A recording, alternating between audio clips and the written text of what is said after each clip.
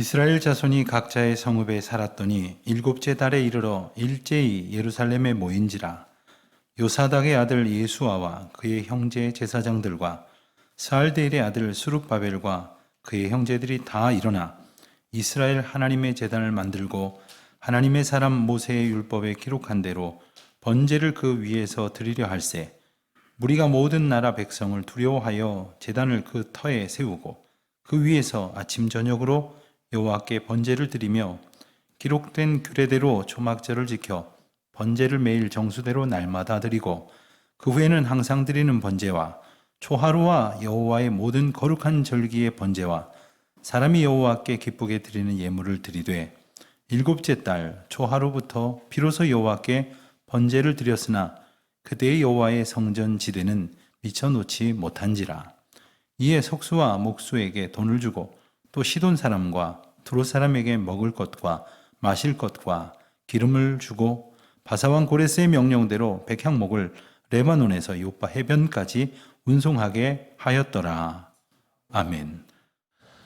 우리가 연초부터 석 달 정도 누가복음을 함께 온 교우들이 공부하고 또 묵상했습니다. 그리고 엊그제부터는 에스라 말씀을 새벽 기도회와 또 공동체, 구역, 이렇게 큐티 모임으로 함께 말씀을 붙들고 있습니다.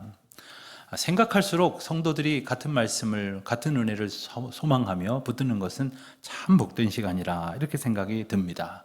혹시 아직 참여하지 못하시는 분들 계시다면 에스라부터는 다 함께 참여하실 수 있으면 좋겠습니다. 구약 성경을 분류할 때에 첫 5권의 책, 창세기, 출애굽기, 레위기, 민수기, 신명기 이 5권을 모세오경이라고도 부르지만 율법서라고 구분을 합니다. 그리고 이어지는 12권의 책, 여호수아, 사사기, 룻기, 사무엘상, 사무엘하, 열왕기상, 열왕기하, 역대상, 역대하, 에스라, 느헤미야, 에스더까지 12권을 역사서라고 합니다. 에스라서는 역사서입니다. 어떤 역사가 기록되어 있을까요? 이스라엘은 본래 하나의 나라였습니다. 그런데 우리가 아는 것처럼 남유다와 북이스라엘로 나뉘어졌다가 먼저 북이스라엘이 BC 721년에 아수르에 의해서 멸망을 당하게 됩니다.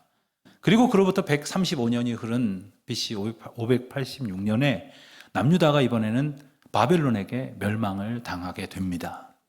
그런데 멸망한 남북의 두 나라의 운명은 조금 달랐습니다.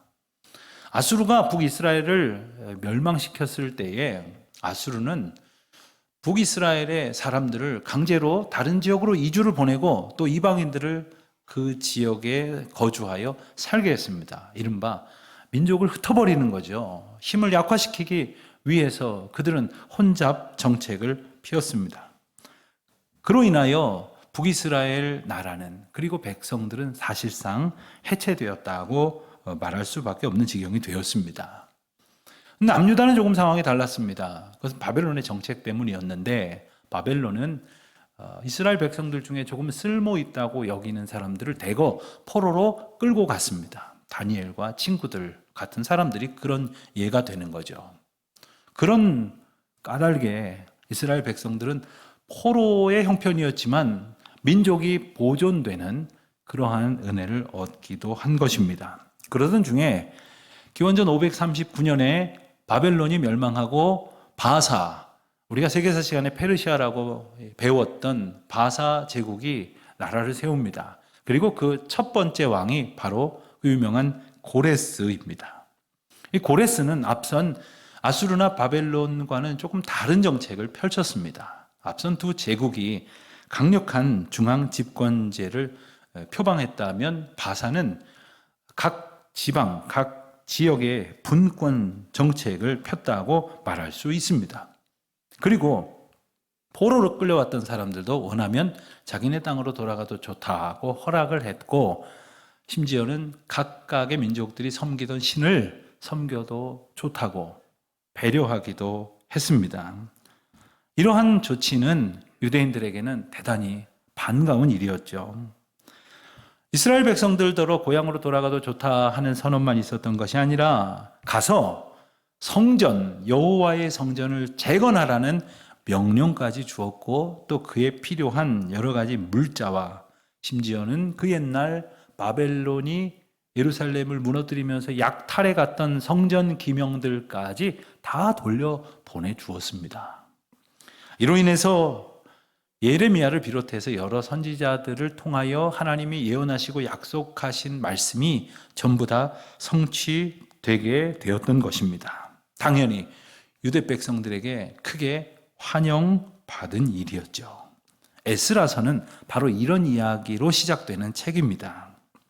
그런데 중요한 것은 이스라엘 백성들이 독립운동을 해가지고 고생 끝에 쟁취한 해방은 아니었습니다.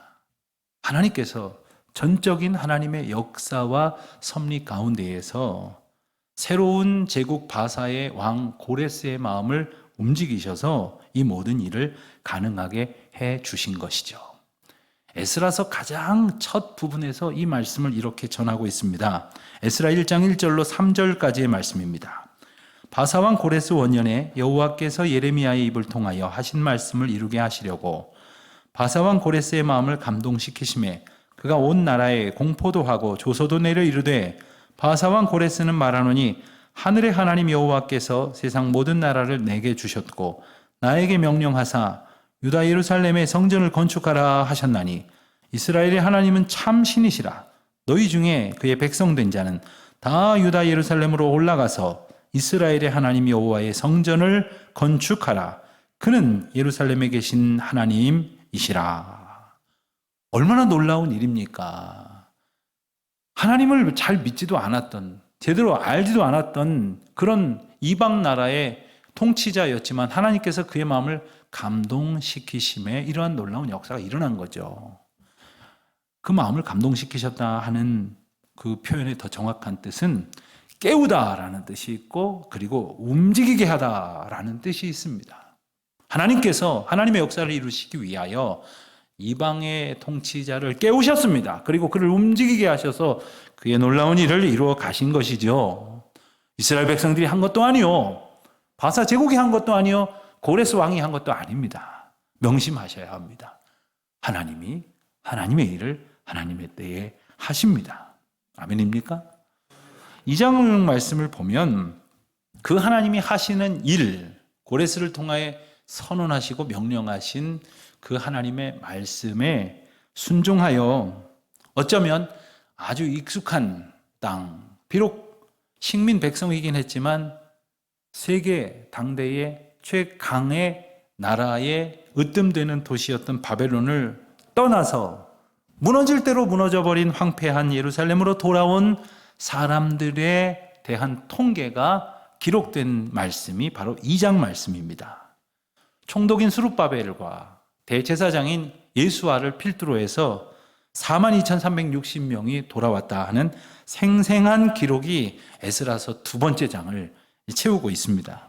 그래서 그들은 고향으로 돌아와서 성전을 짓는 일에 기쁜 마음으로 헌신하고 인도하심에 순종했다 하는 거죠.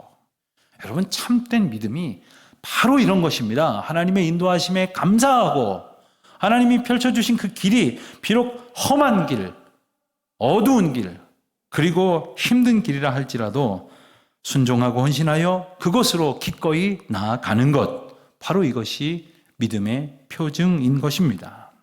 그리고 오늘 말씀 1절에서 우리가 읽은 대로 예루살렘 자손이 각자의 성읍에서 살다가 7째 날이 이르러서 예루살렘에 모였다 하는 겁니다.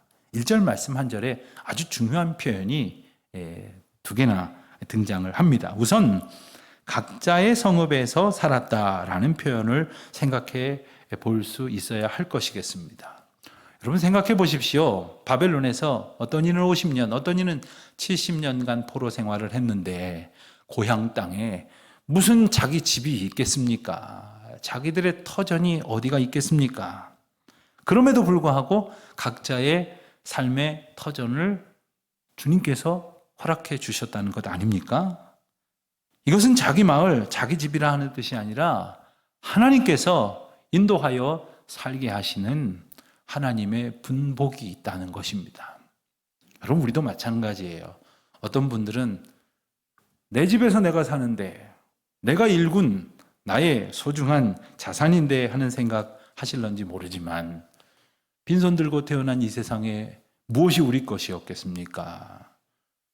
도대체 내 것이 어디 있다는 말입니까? 하나님께서 허락하여 주셨기에 지금 이곳에 우리가 평안하게 살 수 있는 것이고, 또 이 지역에 함께 모여서 공동체를 이루게 된 것이고, 함께 모여서 예배를 드리는 것 아닙니까? 바로 지금 내가 선 이곳이 하나님께서 허락하신 하나님의 성읍이요 내게 맡기신 기업이다 하는 이 믿음으로 살아가는 사람은 매 순간이 감사요 감격이요 또 내가 사명자임을 잊지 않게 될 것입니다. 이와 같은 은혜의 고백이 없으면 사람들은 언제나 내게 주신 은혜를 감격하지도 못하고, 그러니 순종하지도 않고 하나님의 부르심과 인도하심에 기뻐하지도 못하게 됩니다. 불평하고 불만이나 늘어놓게 될 것이죠. 물론 그들에게 현실적인 문제도 분명히 있었습니다. 아까 말씀드린 것처럼 수만 명에 이르는 사람들이 한꺼번에 바벨론으로부터 예루살렘에 도착했을 때 그들이 지낼 만한 형편이 되지 못했습니다. 그래서 할 수 없이 그들은 하나님의 인도하심을 따라 각자의 고향으로, 각각에게 허락하신 성읍으로 흩어졌습니다. 흩어지면서 그들은 아픈 마음으로 이렇게 말했을 것입니다. 우리가 여호와의 성전을 건축하라는 명령을 따라서 여기에 왔는데 이걸 어떡하면 좋겠는가? 언제 우리가 다시 모여서 이 사명을 이룰 수 있겠는가? 훗날 다시 모입시다. 언제 모일까요? 그리고 그들은 생각을 했습니다. 그 옛날 이스라엘 백성들에게 가장 의미 있는 날들로 채워주신 바로 그 달, 그게 바로 오늘 말씀에 나와 있는 일곱째 달입니다. 그날 다시 모입시다. 그리고는 흩어졌다가 이제 그 인도하심을 의지하여 다시 모이게 되었다는 것입니다. 일곱째 달은 유대력으로 일컫는 달입니다. 우리가 사용하고 있는 일반적인 달력의 의미로 본다면 새해의 첫 달이 됩니다. 정월이 되겠죠. 우리도 양력이 있고 음력이 있지 않습니까? 유대도 일반력이 있고 그리고 유대력이 있는 겁니다. 그러니까 새해 첫 달, 그 달에 하나님께서 이스라엘 백성들에게는 여러 날을 참 은혜의 절기로 주셨어요. 그래서 7월의 첫 날은 나팔절로 지키도록 허락해 주셨고, 7월 10일이 되는 날은 대속죄일이라 하여서 이스라엘 백성들이 하나님 앞에 온 백성들이 참회하는 날로 정해 주셨습니다. 또 7월 15일부터 한 주간 동안은 초막절로 지키도록 해 주셨습니다. 그렇게 잠시 흩어져 있다가 각자의 성읍에 살던 그들이 일곱째 달이 되었을 때 예루살렘에 모였는데 일제히 모였다. 이렇게 1절은 전하고 있어요. 그런데 일제히라고 번역된 이 단어의 정확한 뜻은 한 사람처럼 모였다, 이런 뜻입니다. 여러분, 어떻게 수만 명이 넘는 그러한 백성들이, 그것도 여기저기 흩어졌던 백성들이 한 사람 움직이는 것처럼 모일 수 있었을까? 저는 이 구절이 참 볼수록 은혜가 됩니다.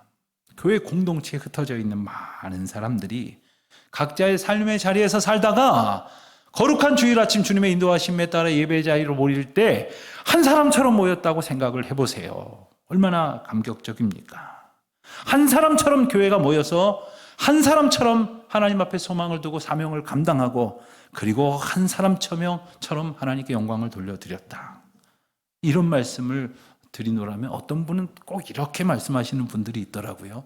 목사님, 교회에 사람들이 제각각 생각이 다른데, 각자가 원하는 바가 다른데, 게다가 요즘 사람들 얼마나 자기 주장이 강합니까? 그러니까 하나 되는 거는 실상은 어려운 일입니다. 이런 말씀들을 하시는 분들이 있거든요.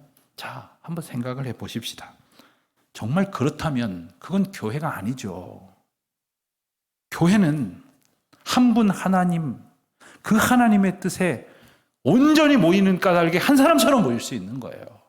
그리고 한 사람처럼 모였을 때 한 사람처럼 예배를 드릴 수 있는 것이고, 다 같이 저마다의 생각으로 모이는 것이 아니라 하나님의 뜻 앞에 모여서 마땅한 경배와 찬송과 사명을 감당하는 그러한 교회가 될 줄로 믿습니다.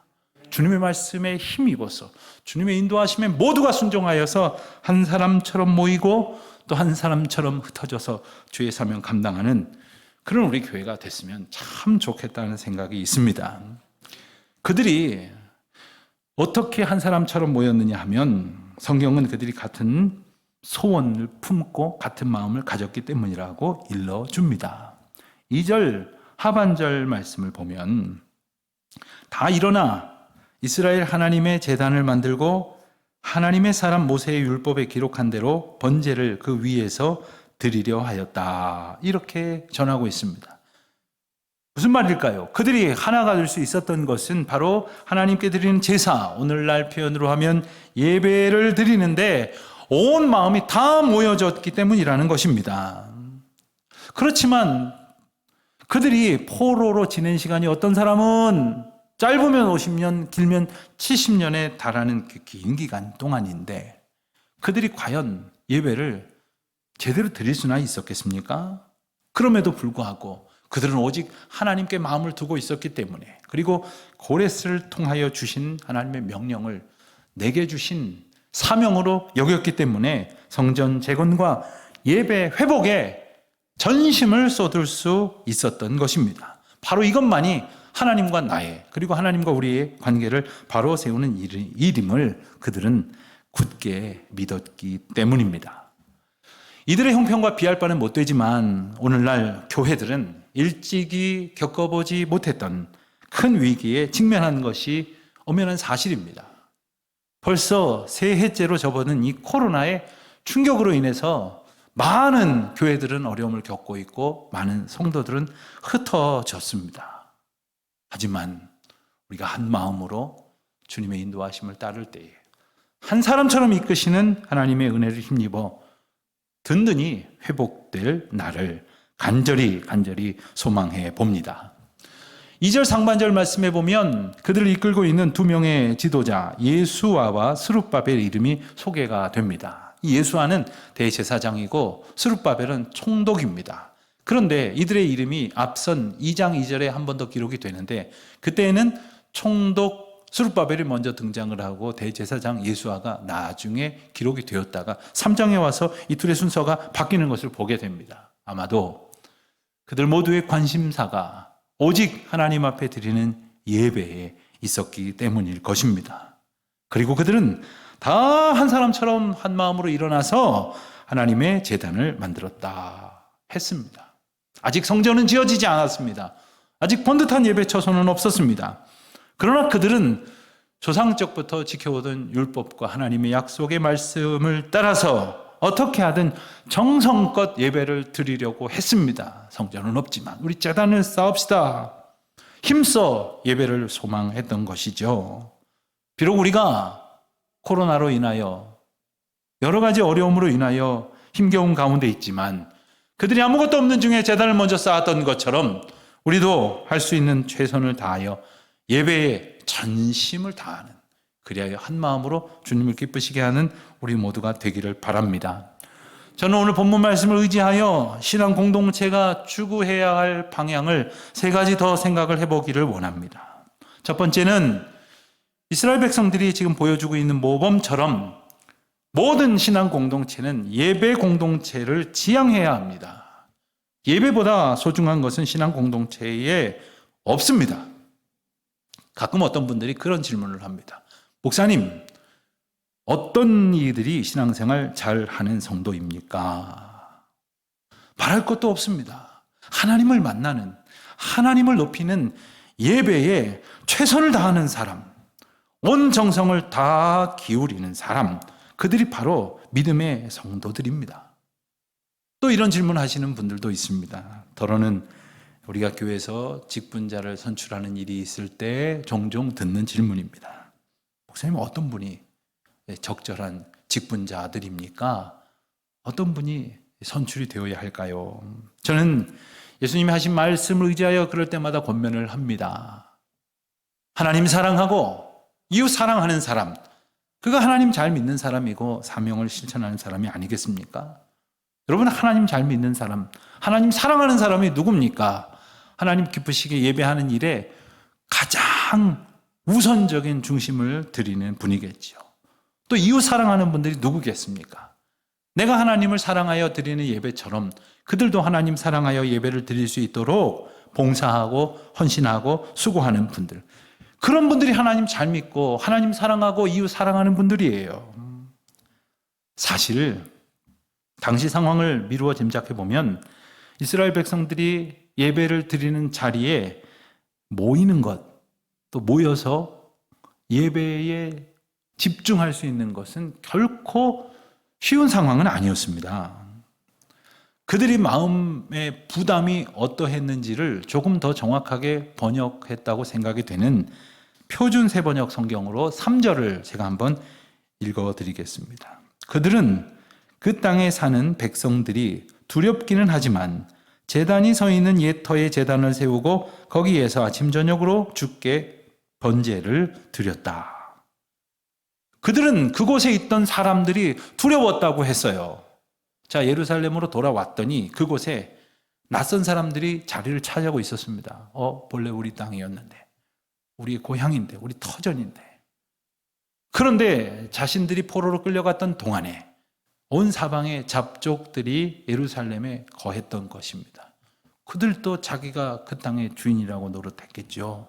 그러니 그 사이에서 벌어지는 갈등, 그들이 받는 위협, 두려웠습니다. 그럼에도 불구하고 그들은 예배 드리는 일을 포기하지 않았다는 거예요. 왜요? 지금 이 자리가 내게 맡기신 하나님의 사명의 자리, 예배의 자리였기 때문에 그렇습니다. 어쩌면 지금 우리의 형편도 이와 비슷하다고 생각이 듭니다. 코로나 때문에 걱정이 얼마나 많습니까? 어떤 분들은 기저질환이 있으시기 때문에, 또 어떤 분들은 백신을 맞으실 수 없는 형편이기 때문에, 또 어떤 분들은 직장에서 엄격하게 활동 동선을 통제하는 경우도 있기 때문에, 그래서 예배 드리러 나오기가 어려우신 분들이 계십니다. 또 어떤 연로하신 분들은 자녀들이 걱정하셔서 교회 끝날 때까지만 좀 가지 마세요 하시는 분들도 많이 계시다고 듣습니다. 그래서 이렇게 우리가 온라인으로 예배를 드리기도 합니다만은 사실 예배당에서 드리는 것만큼 큰 은혜와 감격으로 드리기가 쉽지 않은 것 아닙니까? 그러니 이 두려움 속에서도 오직 하나님 앞에 소망을 두고 힘을 다하여 조심하고 또 용기를 얻고 또 하나님께서 원만한 형편을 허락하시기를 간절히 기도하는 가운데 예배의 자리로 더 가까이 나아가는 우리 모두가 되시기를 바랍니다. 교회 공동체가 추구할 두 번째 방향이 있다면 그것은 하나님의 말씀을 최우선으로 붙드는 말씀 공동체가 되어야 한다는 것입니다.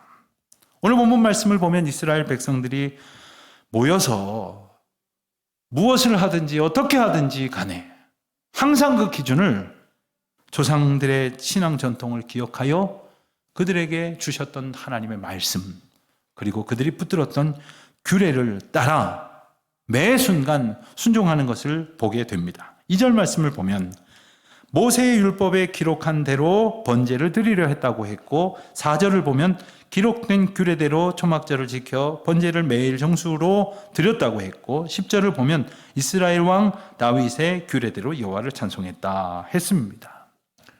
교회가 추구해야 할 공동체의 방향성은 바로 하나님의 말씀이 이끄시는 대로, 주님이 주신 말씀의 그 법도가 우리를 교훈하는 대로 겸손히 순종하는 것입니다. 여러분, 사람들이 말과 의견을 모아서 끌고 가는 게 아니에요. 더 많은 사람들이 찬성한다고 해서 결정할 수 있는 것이 아닙니다. 목사 한 사람이 결정할 수 있는 것도 아니고 목소리 큰 사람들이 좌지우지할 수 있는 것도 아닙니다. 오직 하나님의 말씀과 하나님의 인도하심. 그러니 성도들은 말씀을 두고 모여야 되는 거예요. 모이면 말씀 사모하고 말씀 나누고 말씀 배우고 말씀을 묵상하는 그러한 공동체가 되어야 할 것입니다. 종종 우리가 굳건한 믿음 생활을 위해서 기도도 한다고 하고 또 때로는 묵상도 한다고 합니다만은 하나님의 말씀에 서 있지 않으면 기도한다고는 하지만 하나님 뜻을 잘 모르니까 그저 내 욕심대로 떼쓰기가 되는 것이 쉽겠고, 또 묵상한다고 해도 하나님 말씀 기반 위에 서서 주님의 뜻을 기다리지 않으면 그저 부질없는 생각만 복잡하게 될 뿐입니다. 그러니 구역이든 선교회이든 혹은 가정이든 3, 4, 5 모였을 때마다 말씀으로 견고히 세워지시기를 축원합니다. 세 번째로 믿음의 공동체가 추구해야 할 방향이 있다면 그것은 바로 감사하는 공동체, 감사 공동체라 이렇게 이름을 붙이고 싶습니다. 여러분, 믿음과 가장 잘 어울리는 단어가 뭐라고 생각하세요? 저는 감사라고 생각을 합니다. 믿음은 지금껏 하나님의 은혜로 살았다는 고백이에요. 또 앞으로도 오직 하나님의 은혜대로 살 것이라는 그러한 소망입니다. 믿음이 없이는 감사할 수가 없는 거예요. 하나님 안에 내가 있음을 깨닫고 오직 주님께 날마다 감사의 예배를 드리는 것이죠. 그렇게 그들은 모여서 초막절 절기를 지켰습니다. 장막절이라고 하는 이 초막절은 말 그대로 텐트를 치고 일주일간 지내는 날들입니다. 그 옛날 이스라엘 백성들이 애굽에서 나와서 가나안 땅에 들어갈까지 40년 동안 그들은 그 텐트 안에서 지냈거든요. 하나님께서 가라 하시면 다 거두어서 울러매고 한참을 갑니다. 서라 하면 그곳에서 펴놓고 몇 날이고 몇 달이고 또 하나님의 말씀을 귀 기울여 듣습니다. 그들은 농사 하나 짓지도 않았지만 아침마다 하나님께서는 만나와 메추라기로 하늘 양식을 비같이 내려주셨다고 했고요. 사막을 지났지만 어느 하나 물이 없어서 목마르지 않도록 두지 않으셨습니다. 그 은혜의 시절을 감사하는 마음으로 회상하는 절기가 바로 초막절입니다. 여러분, 어디 그들만 그랬겠습니까? 겸손히 지난 한 주간을 돌아보면, 또 지난 세월들을 돌아보면 내가 그 시절을 어떻게 지나왔을까 하는 날들이 얼마나 많은지 모릅니다. 나의 개인적인 삶뿐만 아니라 우리 가정에, 우리 교회 공동체 가운데 이 나라의 이민족 위에 하나님의 주권적인 은혜가 거하지 않았더라면 우리는 어떻게 지나올 수 있었을까 하는 날들이 얼마나 많은지 모릅니다. 그래서 우리는 감사하는 거죠. 찬송하는 거죠. 그 시절을 추억하는 겁니다. 그래서 그들이 그 은혜를 기뻐하며 절기를 지켰던 것이고 주의를 지킬 수 있었던 것 아닙니까? 우리가 서로 다 알지 못해서 그렇지 아마도 우리 가운데 어떤 분은 지난 한 주간 동안 곁에 있는 분들은 상상도 할 수 없는 큰 아픔과 괴로움 속에서 신음하다가 간신히 주님 앞에 나와 이 시간 예배를 드리고 있는 분이 있을지도 모릅니다. 아무도 짐작할 수 없는 극심한 고통 가운데에서 하나님의 이름을 부르며 주 앞에 나온 분들도 계실지 모릅니다. 그렇게 우리를 인도하셨습니다.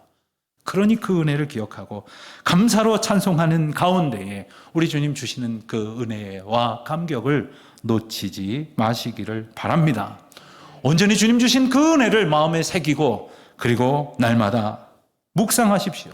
추억하십시오. 우리의 상처와 아픔을 넉넉히 덮으시는 한없는 하나님의 사랑과 평안 가운데에 진정한 자유와 평강을 누리는 저와 여러분이 되시기를 바랍니다. 시편 50편 23절 말씀은 이렇게 권면을 합니다. 감사로 제사를 드리는 자가 나를 영화롭게 하나니 그의 행위로 옳게 하는 자에게 내가 하나님의 구원을 보이리라. 그렇습니다. 우리가 하나님께 영광을 돌린다고 고백을 합니다. 주님의 기쁨이 되기를 원한다고 말합니다. 그렇다면 지나온 모든 것이 주님의 은혜임을 떠올리면서 감사로 하나님 앞에 예배하십시오. 감사의 약속을 기억하십시오. 그리고 그 감사하는 자에게 주시는 큰 영광을 오늘도 소원하십시오. 그러한 소망을 가지고 우리가 모이기를 힘쓸 때 주님은 보이는 성전과 보이지 아니하는 성전을 든든히 세워주실 것이고 그 가운데서 우리는 말로 다 할 수 없는 큰 감격과 은총을 보게 될 것입니다. 그 은혜를 누리는 우리 모두가 되시기를 축원합니다. 말씀을 준비하면서 함께 부르기를 원했던 찬양이 있었습니다. 우리의 눈이 하나님의 영광을 보고 하나님이 기뻐하시는 감격을 경험하고 그리고 주님의 놀라운 은총을 찬양할 수 있게 해 주시기를 기도하면서 오늘 우리에게 주신 은혜를 선포하며 나아가겠습니다.